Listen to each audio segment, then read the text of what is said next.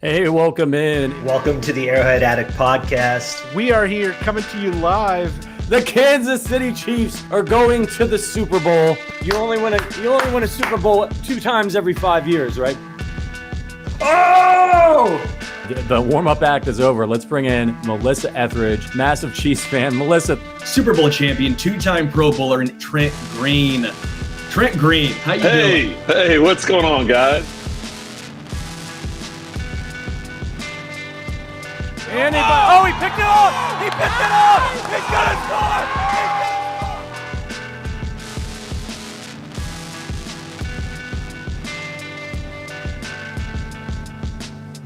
and we'll see you next week. But until then, as always, go Chiefs.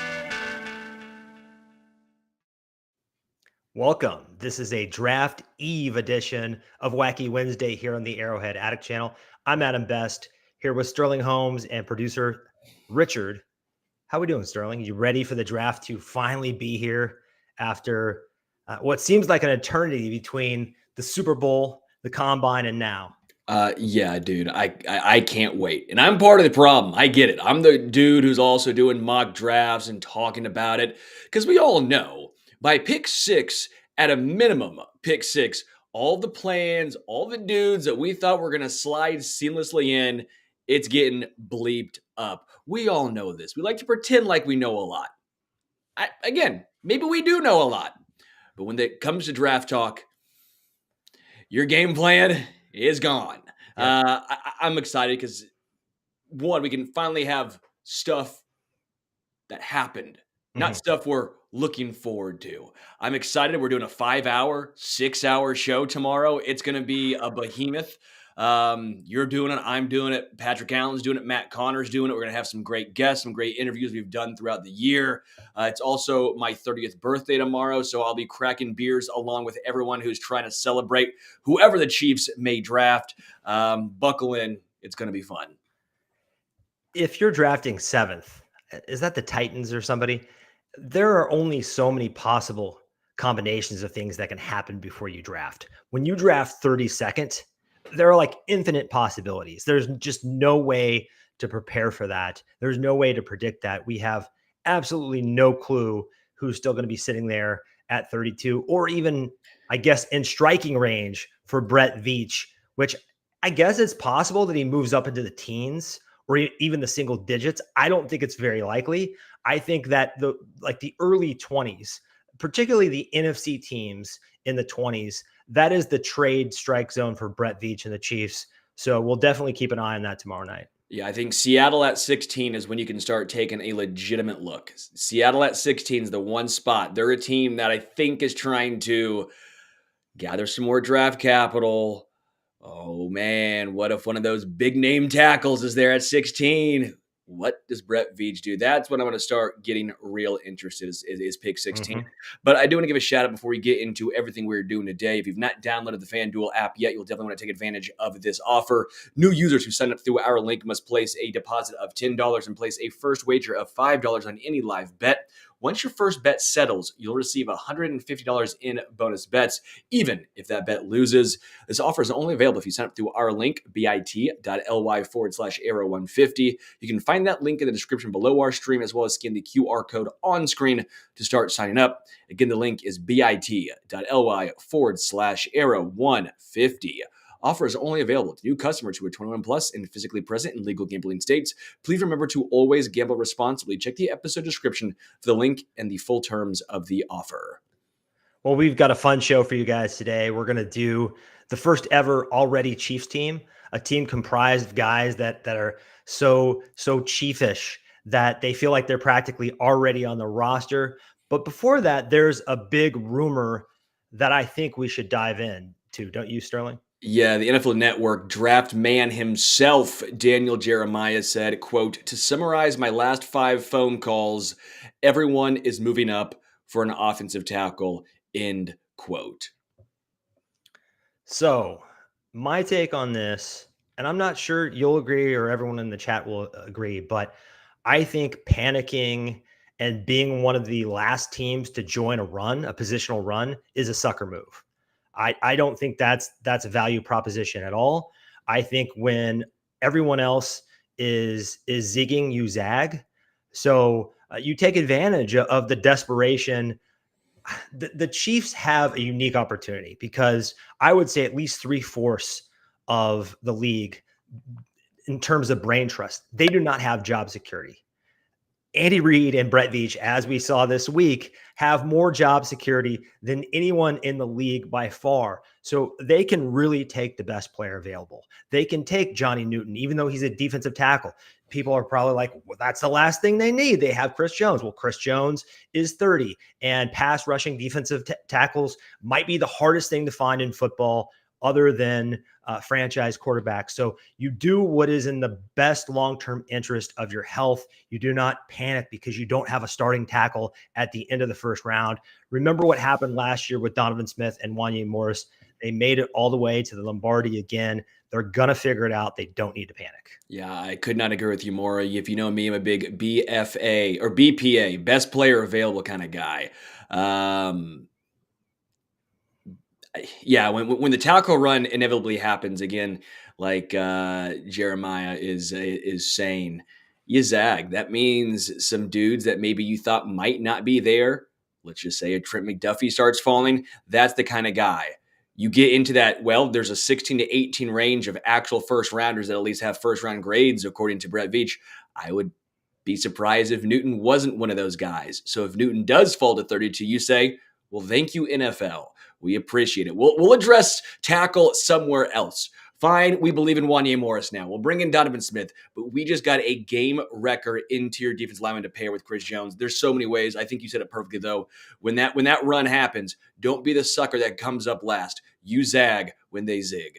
I mean, we all know this from just playing fantasy football. You don't want to be the last guy to draft tight ends in a round where 6 tight ends win. You just, because there might not be another tight end that goes for 20 picks. Yep. So you just want to wait.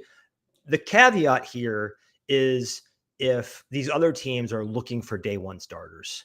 And I know Chiefs fans would love to have a day one starter at left tackle, but if the Chiefs are in love with Patrick Paul out of Houston and his 36-inch arms, and there'll be more on that later.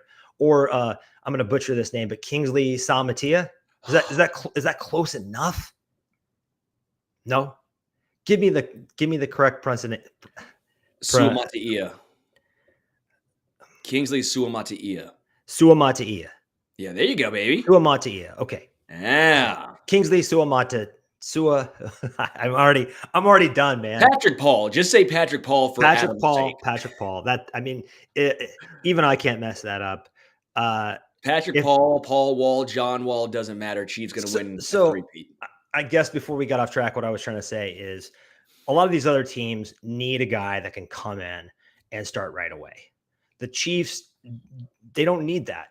If they think there's a guy at 32 that has all pro upside because of Kingsley's athleticism or Paul's frame or whatever, I think they can take that. That would be the caveat to the run if other teams are just strictly picking guys that they feel can come in and play.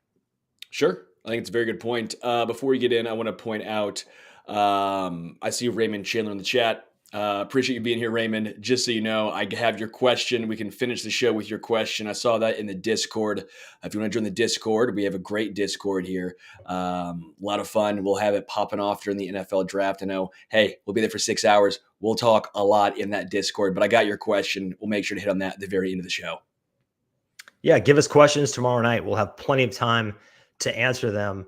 The only other question I have for you in terms of runs, how many quarterbacks do you think are going to go in the first round? Do you think it starts off with 4 quarterbacks? Do you think Michael Penix gets in the first round or Bo Nix? Maybe we get 6 guys in the first round. Yeah, I wouldn't be surprised.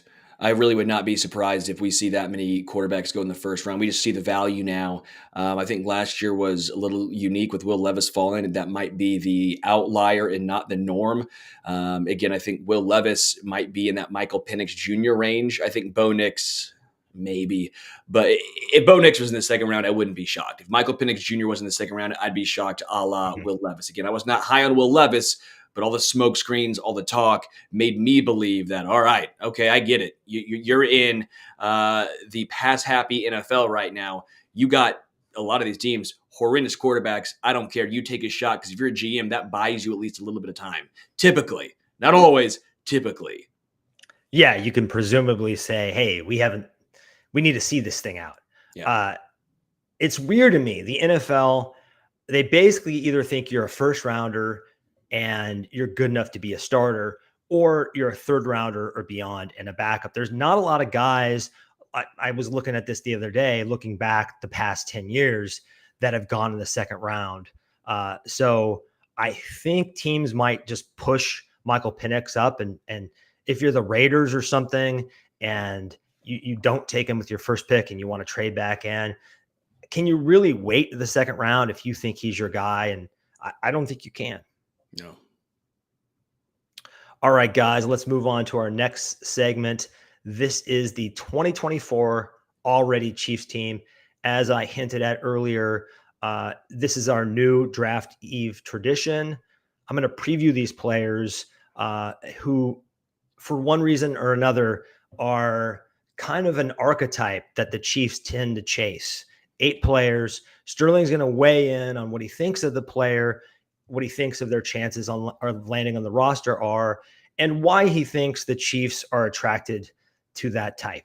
So let's start off with a bang. Alabama wide receiver Jermaine Burton, the bargain troublemaker receiver. There is nothing the Kansas City Chiefs love more than this kind of player. The brass, they can't resist the character concern discount at wide receiver. So let's run through some information about him. So if you're not familiar with the player, you guys all can be.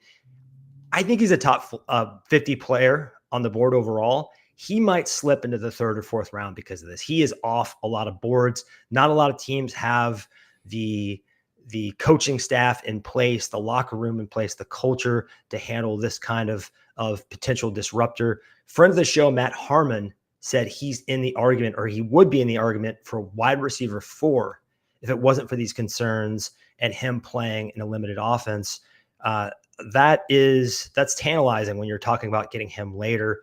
He's a rare 3-level separator, short, intermediate, deep, elite deep ball tracking. He's not going to be MVS and look like a drunken center fielder turning around. And, he can look over his shoulder and haul it in pretty easily. 86th percentile versus man and press. That is via reception perception. So he is not a slant guy. He is an outside receiver who can run big boy routes. He's 85th percentile in explosive play rate. That is via PFF. Good on contested catches. Here's the bad thing. 6 schools in 8 years. It's kind of a yikes. He ruffled feathers at both Georgia and Alabama, but he was good in both places. So, Sterling, do you think this is a guy that they target 95 in the 100s if he's staring them in the face and for one reason or another they weren't able to get a receiver at 32 or 64? Is this a possibility? Yeah. You're building a football team, not a church choir. Now, I get it. You want to have both. We all want both. That's not the reality. Are there some risks involved? Yeah, and that's why, again, I think you would say a 3rd rounder or a 4th rounder. But the talent is undeniable. I don't know if the Chiefs would do this. Obviously, there was reasons why George Pickens was off their board, which I always like to go back and say, hey, what has he done in the NFL? All those character issues, again, besides the blocking, what has he done off the field that has been getting him in trouble? Nothing. Rashee Rice, there weren't many red flags. The only guy that knew anything about red flags was apparently Keyshawn Johnson after the fact. Well, there were no red flags, and what's happened now? You never know. You never know what's going to happen when young dudes who are 20 years old get money, a lot of money. They go back to their hometown. You have no idea.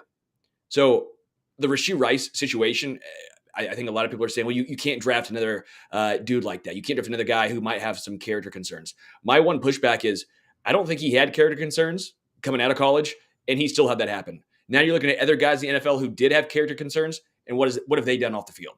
So a lot of those guys have been model citizens. You never know is my point. Go for the talent. Go for the talent. I'm not saying you do that in the 1st or 2nd round, but 3rd or 4th, go get him. Go get a me first guy. I'm fine with that. It's kind of an occupational hazard or just a positional quirk. These guys are kind of built like this. They're kind of divas by nature, and they sort of need to be. We've seen other players, Henry Ruggs, Jordan Addison, do the exact same thing that Rashee Rice did. And I don't remember a lot of character concerns about either of those guys. So the optics would not be great staring in the face of the Rashee Rice saga. But the Chiefs have a mandate. They're the 3-time champs. Andy Reid and Brett Veach are on top of the football world. And I think they've earned the leeway to do something like this if they deem it's the right thing for their football team. And it may very well be, because I just don't think there are a lot of locker rooms that want to take him on at this point. Yeah, I do always find it interesting, though.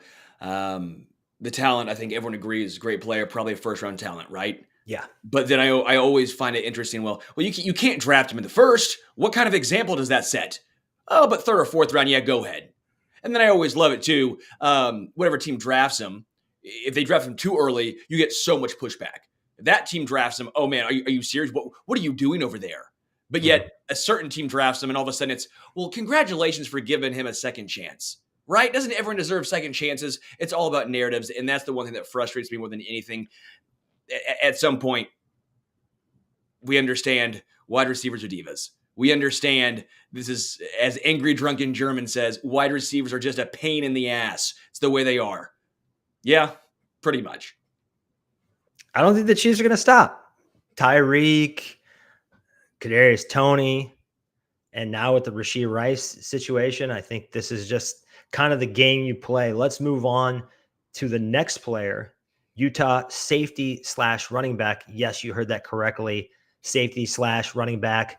Sione Wacky, the Swiss Army knife. And this guy's probably more of a Swiss Army knife than we've ever even had in Kansas City. But the Chiefs obviously love that kind of player. We called L'Jarius Sneed the Swiss Army knife in years past. He had a PFF grade of 75 as a safety in 2022. And then in 2023, he had a PFF grade of 94 at running back. So this guy's been a pretty elite performer at two different positions. I mean, safety, I don't know if you'd call it elite, but definitely running back. And he's been a really solid safety and also really unselfish. I think what I heard is the coaching staff asked him to play two positions, and there was no concern that, hey, this is gonna hurt my draft stock. He's kind of the opposite, the anti-Jermaine Burton, if you will. This guy was willing to do whatever it took for his team. He made Bruce Feldman's Freaks list. That's a yearly list of 100 players that are the most freakishly athletic in the country. Not just guys that are draft eligible. You have freshmen on that list. His straight line speed, just okay, but he's very, very twitchy and fluid for kind of a muscle-bound guy. Heavy hitter on D, soft hands on O. He's got special teams versatility. That, I'll remind you guys, that is more important with the new kickoff rules this year. There's going to be a heightened importance on that facet of the game. He lost his mom to cancer, and he made a promise to his mom that he was going to do a church mission. So he did that for 2 years before going to Utah. And then since he's a true sophomore, he had to petition to the NFL to come out, even though he's 22. They allowed it. He's here in the draft. He's probably a day 3 guy, but he's a day 3 guy I really like. Yeah, he badass. This seems just like a phenomenal dude.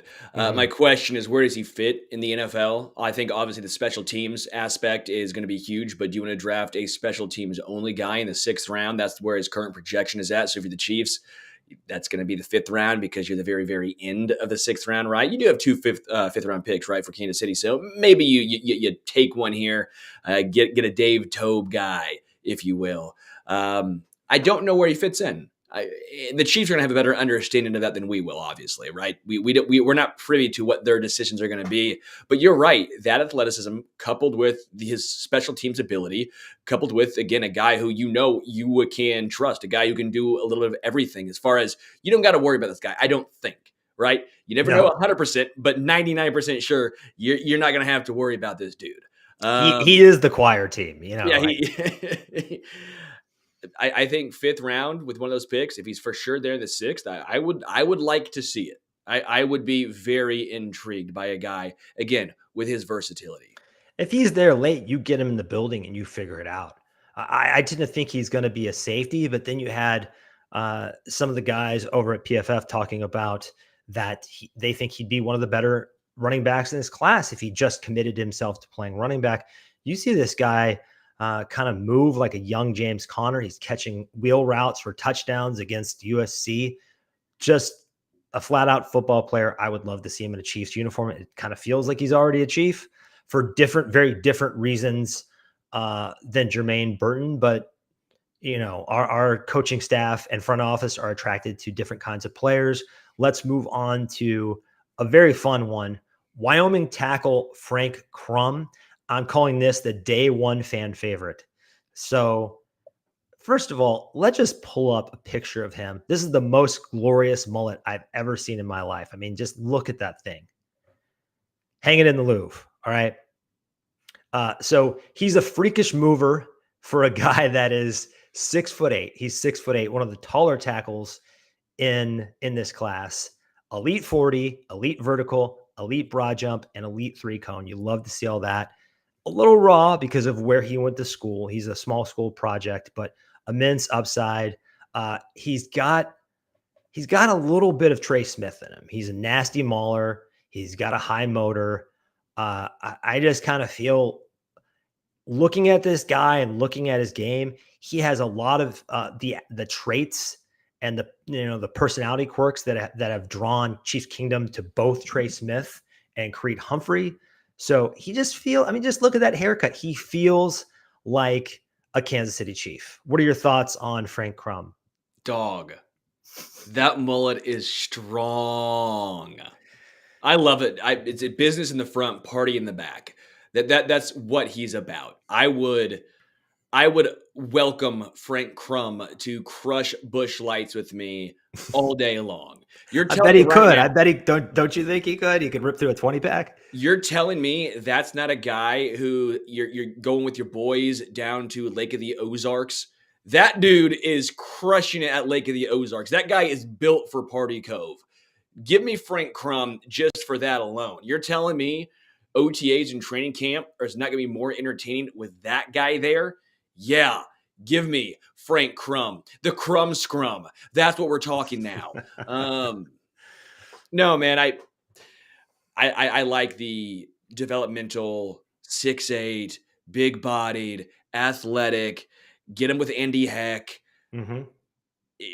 That's fun to me. Do you know what round he's projected to go in? He's going to be very late. He's going to be a 6 or 7 guy, I think, because he's fairly raw, and given where he played, the level of competition is a bit of a red flag, but there's just so much to like in terms of upside. I don't know a lot about his personality. There wasn't a lot in the Beast or anywhere else. I haven't heard any interviews with him, but very intriguing on paper. Yeah, I like that late round flyer. I mean, that's the type of late round flyer I would be intrigued about. Yeah. Give that piece of clay to Andy Heck and see what he works out. And maybe worst case scenario, I mean, a guy that late's probably not going to make, I wouldn't say a bust, because if you're picked in the 6th or 7th round, you're not expected to make it.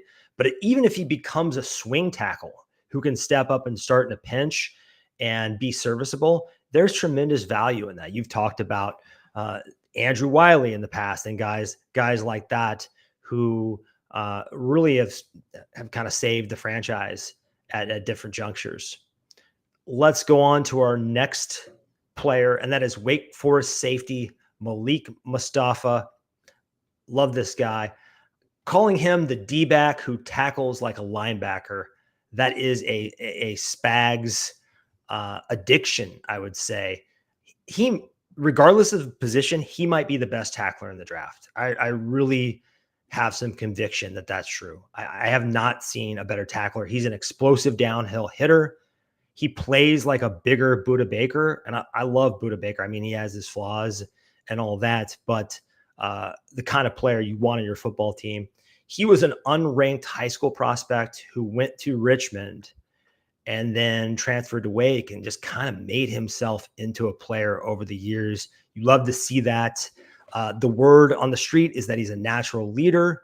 He was also on Bruce Feldman's freak list, and he hit 23 miles per hour GPS in a game, which you look at his 40 time, and you're like, yeah, this guy can really run. But then you see that 23 miles per hour GPS. That would have been one of the faster guys in the NFL last year. So he can really run on the field. What are your feelings about this kind of player, the tackling defensive back in the SPAG system, and Malik Mustafa after you've heard a little bit about him? Yeah, I mean, if you look him up, dude is built. I mean, he is a compact human being. He's not quite as tall as you'd probably like for a safety, being only 5'10". But again, there's going to be some qualms about anyone who's projected to go in the 4th round and later, right? He's currently projected by a lot of folks to be a 4th rounder. It worked with Shamari O'Connor, right? They were concerned with Shamari, and I guess we still have to wait and see, but he had a very nice rookie season, correct? So, yeah. And the knock against him was he was not super fast. That's kind of the knock against Mustafa, right? Good tackler, compact, but not the fastest guy. I wonder but 23 miles per hour. Sure. But we got to move away from and I think one of the reasons we're not to get on too big of a tangent here, but I think eventually we need to move away from the 40 and really focus on these GPS numbers. I think the issue is the historical data, right? But is that a one-off or is that the consistent 20? Like, that's great, but there was a gust of wind blowing behind the guy. Like, what's he normally play at? Where is he normally game speed looking like? One time at 23 miles per hour, that's great. That means he can get there. But how often? What's it look like when he's actually trying to defend? Is it reactionary or anticipatory? Like that matters more to me, speed wise, than anything else. It feels a little Shamari Connorous, maybe different styles, but just I don't know, man. I don't know where he fits in necessarily. I like the thought process. I love the compact nature. I like how he built himself up, all this stuff. But where does he fit in on this current iteration of the roster? He's not a guy who's taken Justin Reed's spot, right? He's not a guy that's taken Brian Cook's spot. I'm talking about when Justin Reed, if we assume he moves on eventually, where's his successor? It's not going to be Mustafa. I don't think his style is Brian Cook enough, right?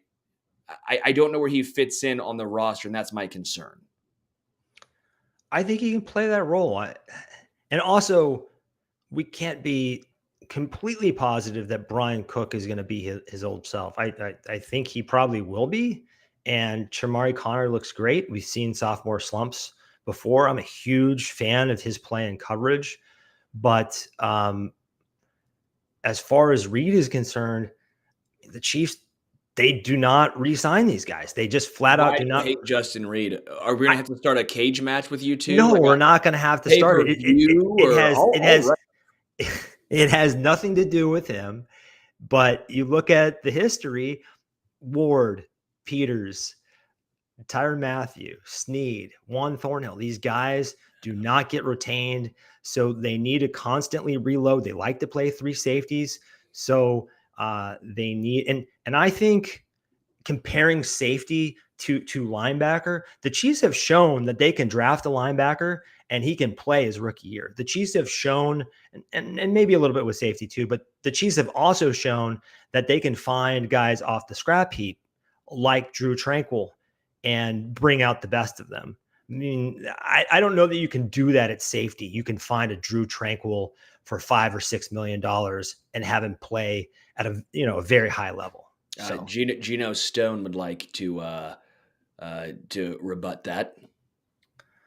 Well, did we sign Geno Stone? No, we did not. Bengals did, yeah. So let's move on to the next guy, and that is Kentucky cornerback Andrew Phillips.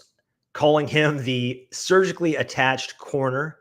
Might be the spagsiest player ever. I mean, really, if you watch the tape on this guy, he's another defensive back who is dynamite in run support. I don't know if he's as good of a tackler as Mustafa, but he's pretty damn good in his own right. He's also sticky in coverage, has a triple dose of dog in him. Not really, kind of like some of the other Chiefs we've seen, he's not a guy that's going to go up and intercept the ball. He just doesn't have those great ball skills. He's not a hawk like that. But Spags, I don't think he encourages that. I don't think that's what the Kansas City system is built on. It is built on not allowing explosive plays. That's what we do here in Kansas City. So I think he fits like a glove. He's pesky, a lot like L'Jarius Sneed and McDuffie and Ward. He's going to make wide receivers miserable. He's going to make them hate their lives. And again, you see, if you look at his profile, you see Ward, you see Sneed, even athletically.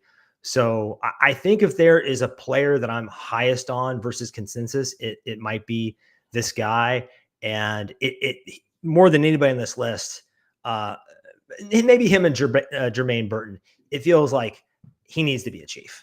Yeah, I like Andrew Phillips a lot. You and I agree here, which is actually nice. It's lovely not trying to argue with you for once. It feels it's nice. We're just shaking hands. That's what we're doing right here. Second to third round, if you're the Chiefs, if they stay at 64, most likely that's where they're going to have to go to get him. I would have to imagine. He's 5'11", ran a 4.4, was it 4.42? 4.48, 42 inch on the vertical jump. So, he can go up and knock the ball away. It's like that's like a dunk contest vertical, man. He's got great hips, which is wild for me. People have said that about McDuffie too, though, Yeah. It's almost like radio where I'm used to that just getting like clipped for later on. He's got great hips, but he does, okay? He opens his hips lovely, okay? He gets, and he can move. I'm laughing so hard right now. I don't know that this is getting better. But he does. It's smooth transitioning. Mm-hmm. And that's what you want to see. That helps him with man coverage as well. Now, I know the Chiefs they can run a lot of man, they can run a lot of zone. Sometimes they'll try and confuse you. One half the field's running man, the other half's running zone. But that's what you like with a guy like Andrew Phillips. That's what he brings to the table. You're right. He does give you a little bit of that L'Jarius, a little bit of that Travarius. Andrew would be a lovely addition to the Chiefs defense. I actually noticed him by accident. I started sort of watching this class with receivers, and I got into Jamari Thrash, who I like, and I started watching Louisville tape against Kentucky, and who the hell is this guy? And really stood out. It seems like that's a common thing with people not meaning to discover Andrew Phillips, but doing so along this crazy topsy-turvy journey we go on every draft season. Ready for Patrick Paul? I would love to talk about Patrick Paul. The Houston offensive tackle that is kind of steaming up draft boards. There's a lot of, I think he is a polarizing player, if that's fair to say. I've seen people say he's not a top 100 player. There are people that are saying he's a first-round talent. So what we're calling him is the lineman with freaky long arms.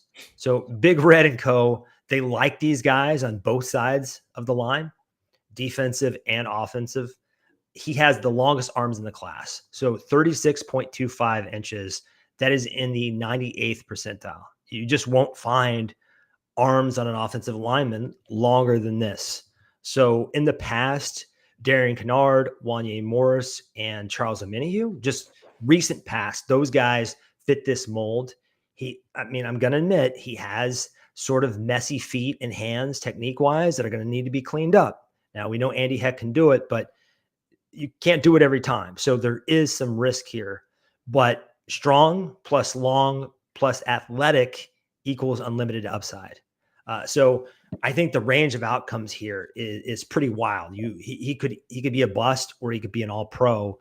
And is 32 too early for that if there is an insane run on tackles? I want to say the over-under on tackles is something crazy like 9 in the first round.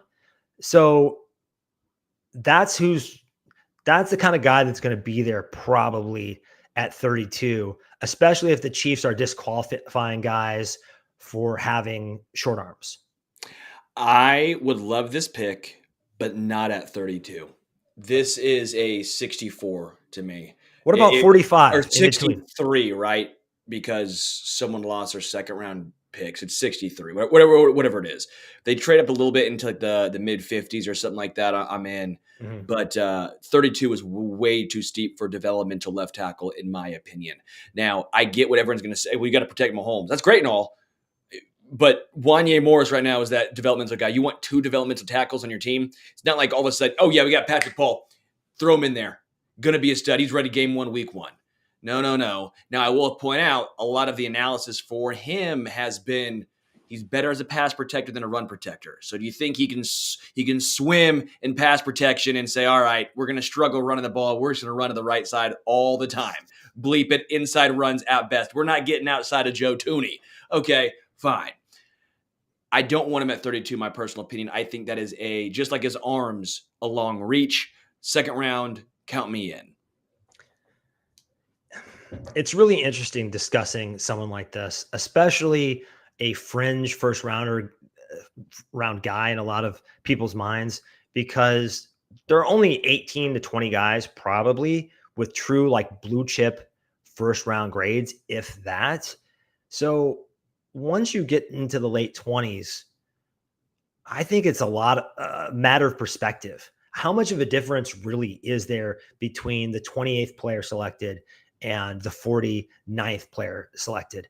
I think all those guys really have second round grades, and we're kind of getting anchored to where the media has projected these guys.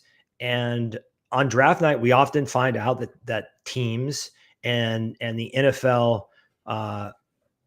the actual NFL feels differently about a lot of these players than the media does. And I think Patrick Paul is going to be a really curious case to see where the league stands on him. I agree with you. I think that I would prefer him to be at around 45. I think it's possible, but I'd rather they pick someone who has this immense upside and is a system fit than just kind of get impatient and pick a guy with a lower ceiling just because he might be ready right now.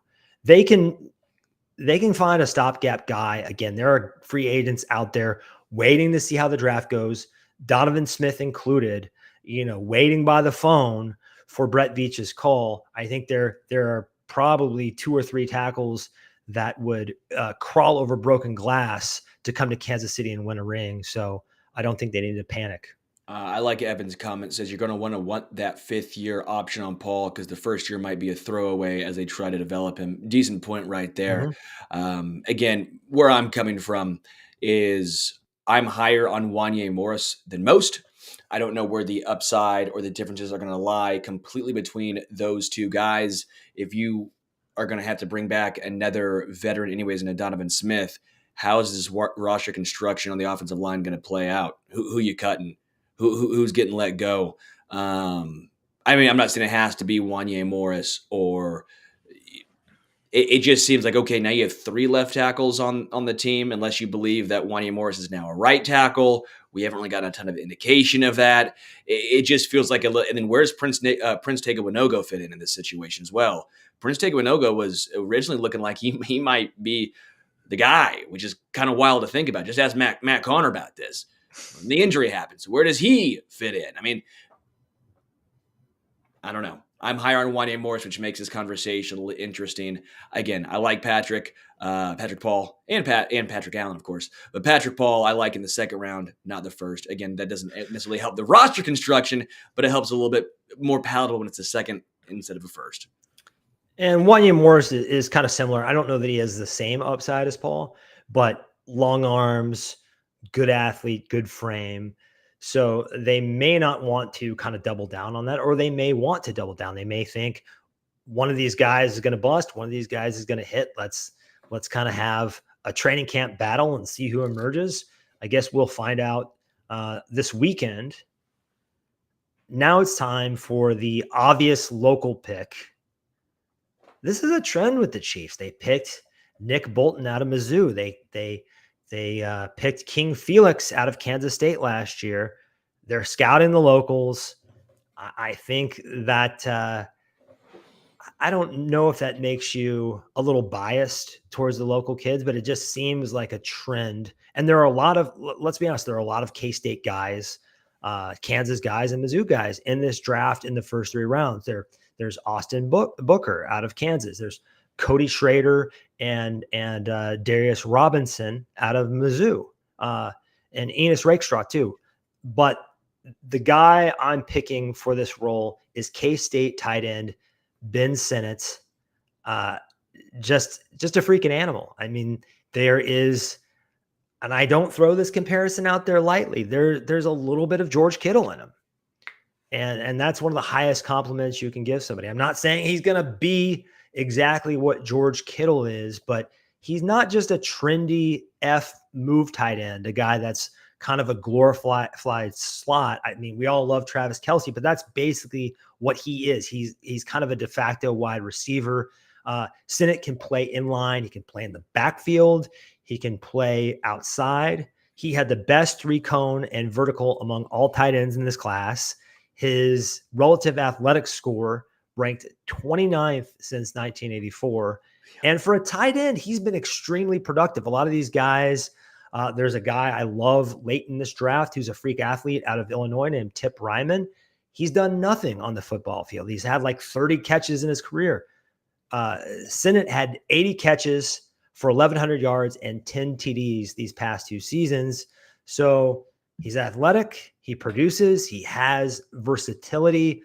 The Chiefs, it doesn't seem like at first glance that tight end is a need because Travis Kelce seems like he's going to keep playing forever. And there's, I think some of us have high hopes for Irv Smith, not Andy Reid apparently, but Noah Gray too, the third tight end, is not under contract for 2025. So Sterling, what do you think about Ben Sinnott? Probably would have to be, I don't know, maybe 95. Maybe they trade up in round 4. Is that a possibility? Dog, please. Yes. Give me Ben Sinnott. If you know me, I've been enamored with him for a while now. Watched him crush the Missouri Tigers at points. The number, I keep going back to this, and I think it's true. He was what, number 34? Dog, you're wearing 34. You look like a fullback. And then you see him at the combine, you're like, wait a minute. This dude who's 6'4" has a 40-inch vertical. Look at him moving out there. This dude is athletic as hell. Mm-hmm. I am a huge fan of Ben. He's got production, the athleticism. I think you could find a role for him in 12 personnel right away. I've been a huge fan of Ben Sinnott, and I would love to see him here in Kansas City. The issue is, as Evan kind of is talking about here, is he going to the second round? If so, that's well too steep for the Chiefs. Is he a third rounder? Maybe. If you get him in the third round very end without having to trade up, I think you're leaving this really happy. It's just, is he even going to be there? This tight end class is not good as Brock Bowers. And then Ben Sinnott? Jatavion Sanders? Jatavion Sanders probably, but really good player at Texas, talented receiver. However, he didn't test as well as he wanted to, and Sinnott kind of just rocked the combine. So you could see him passing potentially sort of like Sam Laporta did with Michael Mayer last year. Yeah. So I think what's going to happen here is where Brock Bowers goes. If Brock Bowers goes in the top 10, I think these tight ends could go a little bit earlier. There are some other guys I like Jaheim Bell, but you're right. This is not a great class. And if Brock Bowers goes early, I don't know, maybe teams start reaching, feeling like there's a scarcity issue in this class. And who knows? I mean, there's a timeline where he doesn't make it to 64 or 63 or whatever. Agreed. And there's a interesting tidbit about Ben and how he would potentially fit in. He was first team all Big 12 conference, and he was actually listed at fullback because of his blocking ability. So he even fooled the Big 12 because of his number. Well, he can be utilized a little bit in the backfield, and we've seen some of that with Noah Gray. I think if you're going to pick a tight end in this class, it needs to be Bowers isn't a tier of his own, but I think Sinnott and Sanders are in that tier 2. You've got to get one of those 3 guys that are definitively already better than Noah Gray, or you got to wait to pick a late developmental tight end, because there's no reason to pick a tight end, in my opinion, in round 4 that's just going to sit the bench and be Noah Gray or Irv Smith. I get what you're saying. Yeah. Either I don't know. You can find those guys seemingly all over the place. Although I will point out, where was George drafted, where was Kelsey drafted, but it does feel like maybe I'm wrong, but it does seem like a lot of these newer age tight ends are going first, second round rather than third, fourth, fifth. Yeah, I think there's been, if you think about how not just the pro game has evolved, but college, high school, these guys that are receivers, not just wide receivers, but tight ends, they're doing these 7-on-7 leagues, and they're just learning how to run routes and catch the ball and play the position at a younger age. And I think teams aren't as rigid in the NFL in how they use guys. For a long time, I think the NFL was like, no, you have to be a Y and an F. You have to be able to stick your hand in the dirt and block, and then you have to go out there and catch. They're kind of dividing these roles. And Ben Sinnott's interesting because he can do both things. So I don't know. He could go anywhere, but I love the player. I think Chiefs fans would be thrilled given the local ties. The last guy on this list is Western Michigan edge Marshawn Kneeland. And I think a common theme here is these guys all have some steam. They all have some heat. I've been on some of them for a while, but Marshawn Kneeland a month ago looked like he might be there for the Chiefs in the second round. Now there are rumors that he might go in the first. So we're calling him the relentless bull rusher, which is if Spags has like his number one archetype, I would say that this is it. He's got shades of Justin Houston, Tamba Hali, even Mike Dana. This guy, he doesn't have a huge arsenal of moves right now. He's just going to beat you with power and athleticism and length, but he's an absolute beast. Stout, long arms, explosive athlete, excellent run stop rate, as well as true pass set win rate. So he has shown that he can stop the run. He can get after the quarterback. But pass rush wise, again, he's sort of a one-trick pony. However, I kind of feel like he has enough bend with the right coaching to add some moves to his repertoire over the years. I guarantee that Spags loves this guy. Thoughts? Yeah, I don't know where he fits. If he's a 4-3, 3-4, there's been some concerns of where he fits. I just don't know where he fits here in Kansas City, because the Chiefs already have a lot of those guys. As you mentioned, they still have Karlaftis under contract. They still have Mike Dana under contract. Now you want another guy. Where's the diversity in regards to getting after the quarterback with some different moves? It's not that I don't like the guy or that I don't think he might be a decent player. It's I don't know if you're wanting to triple down on a skill set. Seems a little concerning to me. Also, who else is from Western Michigan here? Best? Yeah, but if you start doing that, you start saying after. I know, dude. I'm giving you a hard time. Sky Moore, by the way. But like last year, you could have said, "I will never take an Ohio State quarterback," or "I'll never take an air raid quarterback," and then you miss out on Patrick Mahomes. And you know who pushed back on the C.J. Stroud Ohio State thing? This guy. You know who was high on the Houston Texans last year, mostly because of C.J. Stroud? This guy. Don't ask about all the misses I got, because I had a lot of misses too, but those are the ones I got right. Yeah, no. Victory lap it up, baby. So I like Chris Albright really quickly. Mm-hmm. Breeland Speaks 2.0. Ooh, that's a little rough. Let's have a philosophical discussion here about the way they build the defensive line. I get what you're saying about wanting to have a change-up pitch and maybe bringing in a lighter guy who has some bend to him and can throw something different at offensive tackles. That just doesn't seem to be what they're interested in. They don't care if all these guys just win with power and length and motor. That just seems to be what Spags likes. He likes what he likes, and there hasn't been a lot of effort to switch that up. So maybe this is just how they operate with edges.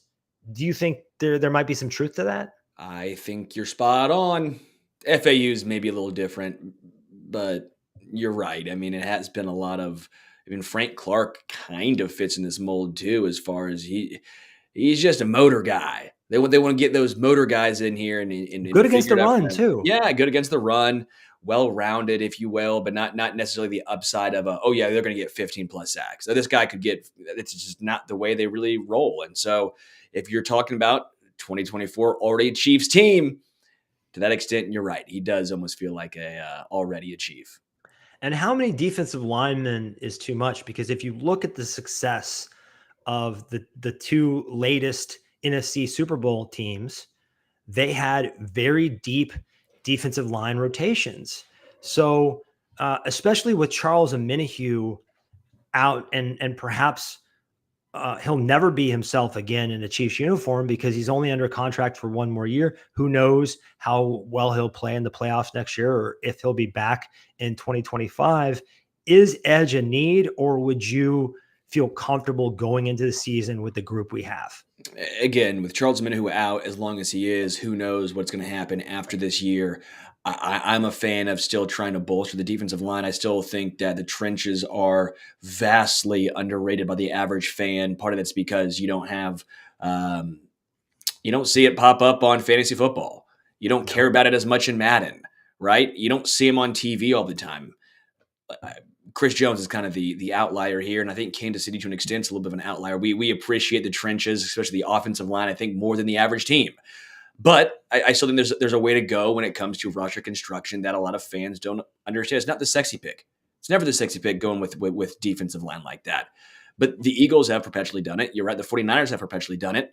I'm joking here, of course, but the Chiefs, what have happened the last two times they've taken a first-round defensive end? They won the Super Bowl. Sorry, don't make the rules. You just have to do it. That's the price you have to pay. You gotta draft a defensive end in the first round if you want to win a Super Bowl. That's the rules. One last thought here, since you brought up FAU. Do you think after him not playing last year, hardly at all, and us not knowing what he is yet, he's still a mystery box. Do you think they need to find someone who can get on the field this year, or should they continue to operate by focusing on the long-term health of the franchise? Well, I think FAU is going to be on the field this year, and I think him and Mike Dan are going to have a nice little rotation until Charles Omenihu comes back. Then we'll find out what happens there. But I think the strength of FAU and the strength of Mike Dana, as far as their competing weaknesses as well, if you will, I think they actually complement each other nicely. So I think that's going to be fine on one end. I think no, I don't think you need to draft a game one, week one ready player. That's no.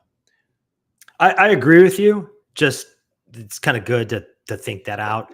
Also, remember that Karlaftis can play 80,000 snaps and Chris Jones can kick outside as well. So they do have some options there. All these guys were on my top 25 prospect value list. That's pinned on my Twitter, Arrowhead_Adam. We'll throw that link in the chat if you would, Richard. Check that out. Those are guys I'm going to be keeping, 25 guys I'm going to be keeping an eye on tomorrow night during our live coverage. Really excited about that. I think this is going to be a lot of fun. We've never done this before where we've had the Arrowhead Addict crew, including contributors from the site that are very smart and know the draft really well. We're going to have, I believe, Stacy and Price and Lyle and just a lot of different guys coming through. So it's going to be a lot of fun, very informative. Come hang out with us. But that's all for today's show. Whoa.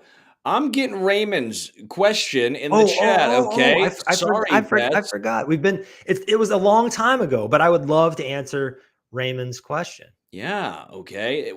Raymond, I jumped the gun. I appreciate the super chat as well. We're hitting the one you had because I loved your question you posted in the Discord. That's the question I want to hit on. I appreciate you. It says, it is interesting how relatively poor Veach and his people pick wide receivers compared to, say, defensive backs and offensive linemen, including free agents like Tony. They don't seem to be great at developing them. And as a rule, but there's always going to be an exception, a la Rashee Rice. Last year, they weren't able to teach him, how to even catch the ball and not drop it. I wonder how much of this is how great Spags is defensively, obviously, as a DC, and he's a major voice in who they pick.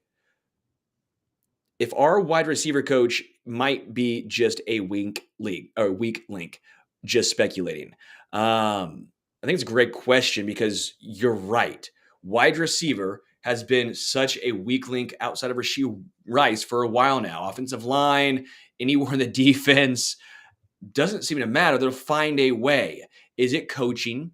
Is it identifying talent?